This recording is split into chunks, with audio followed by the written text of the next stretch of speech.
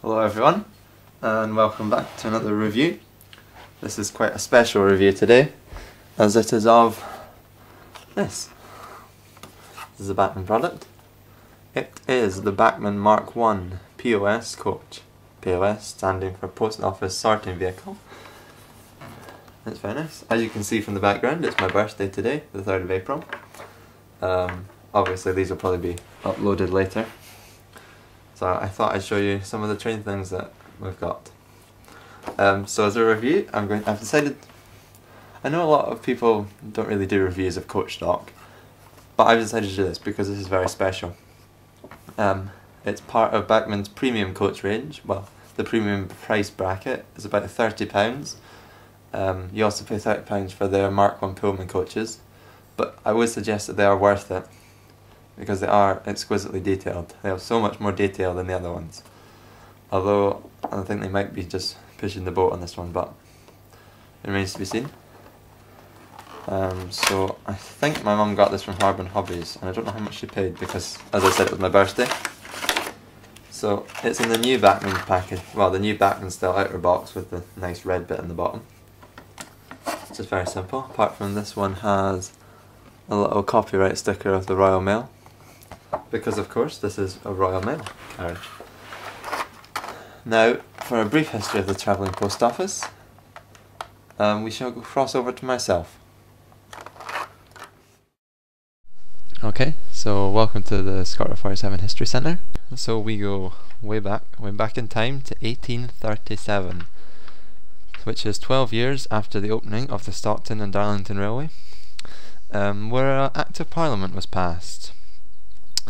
And this bill, or Act, required all railway companies to provide, at their own cost, carriages and locomotives, special, ordinary or otherwise, to carry the mails at all hours of the day or night at such speed and stopping at such places, and just as so long as the Postmaster General shall provide.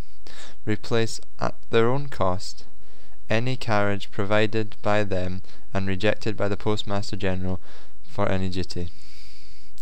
So basically, this is the birth of the travelling post office. So, as it said there, but it was in some strange parliamentary language, the railway companies had to, by law, provide a postal services for them. So as you can see on the screen, that's probably one of the first exhibits of a travelling post office carriage. As you can see, it's fitted with that gantry system and the apparatus system where they go along and they pick up the post while still moving, which is quite cool. So now here we see a later example of some travelling post office stock.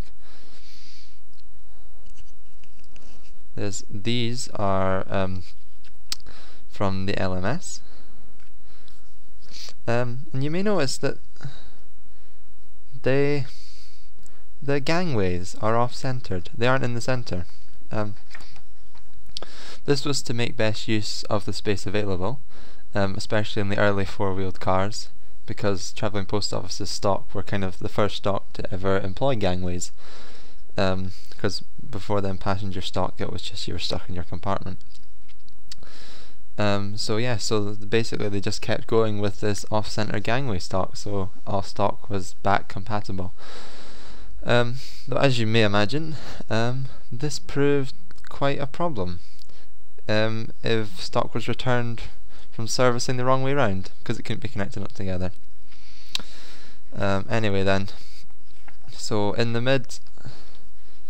basically in BR times, with the development of their Mk1 carriage, they undertook a decision to basically just scrap all the old stock and put in some new ones, which is the example I'm reviewing today, the new TPO.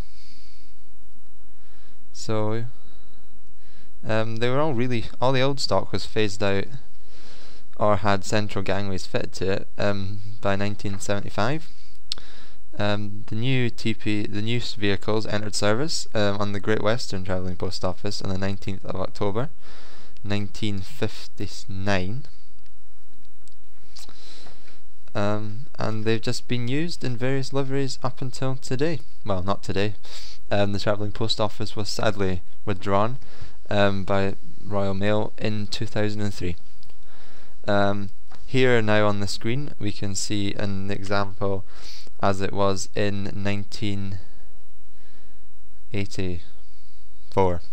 Now the book that I'm reading this from, it has a section called Current TPO Services, but sadly it says this list is based on information kindly supplied by the TPO section and is correct to April 1984, which is a bit of a shame. So there you can see them unloading the travelling post offices, the mail rather. This one here is at Paddington Station. So yeah, that's the potted history of them. Now back to myself to continue the review.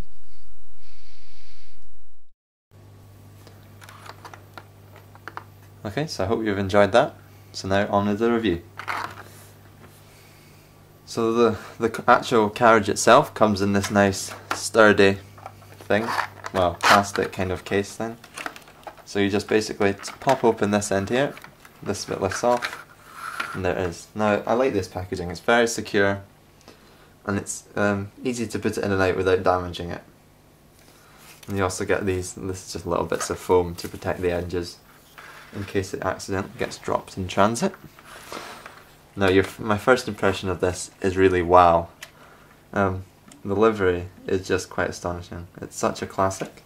This is the so-called large letters livery, applied to them during the late 80s to 95, and it's like mid-80s and mid-90s. They seem to change the livery halfway through a decade. So anyway, as you can see, Royal Mail letters on it, and it has this. I really like this stripe, and I don't know if you noticed, but it does a really good job of following the contours of the carriage. Because it really does dip in and out. Look at it. If you look at it from above, this is big chunks. So these are the two doors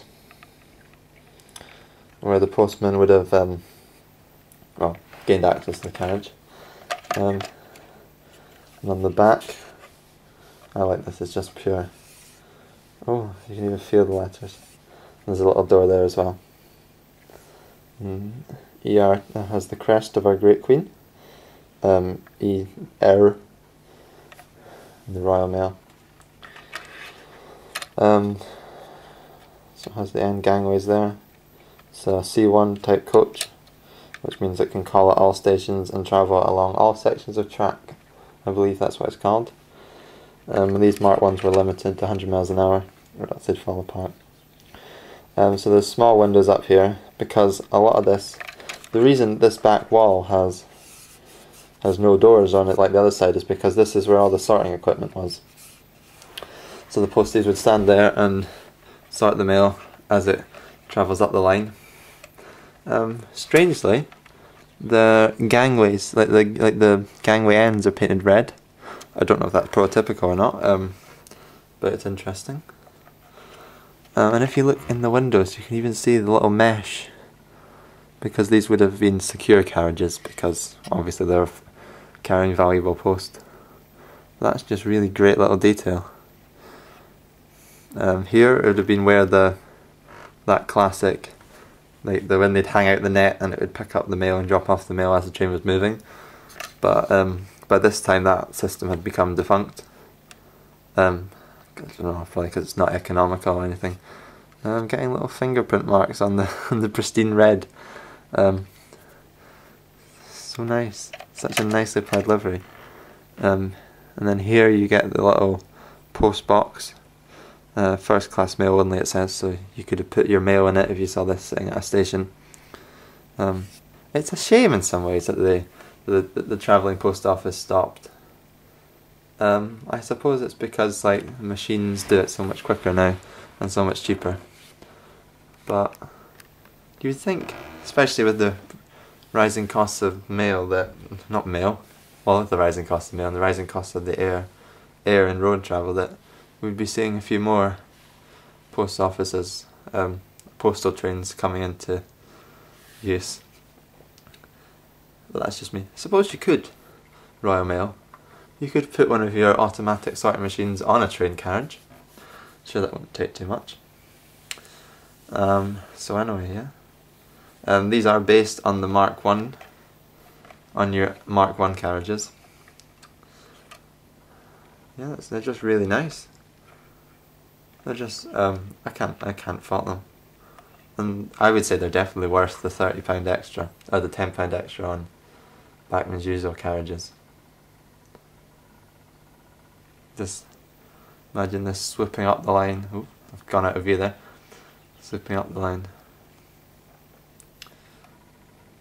So these would have ran with, they didn't run with the Rail Express carriages that Bachmann provide. They ran with the ones in the similar livery. Now there are Bachmann Mk1 full brake carriages that they sell, which I might get one or two of them. But then they also mostly ran with the post office storage vans. Now they aren't available by Bachmann as of yet, but they are available from DC Kits. So maybe in the future I might make two, one for each side. You never know. There's a lot of future plans, isn't there, in the works. So yeah, overall, top marks for that. Very nice coach, and well worth the money. And just before I leave you, I'm going to spin the camera around and show you what's out the window. Now bearing in mind, it's the 3rd of April, and it's snowing. You can't really pick it up on the camera, but it is. Strange. Global warming and all that, eh? Save the environment. But I suppose, talking of saving the environment, you'd still want your trains to be safe, so we don't want the manufacturers to be cutting back on their packaging. So anyway, again, very impressed with this carriage. Great buy, and thanks for watching.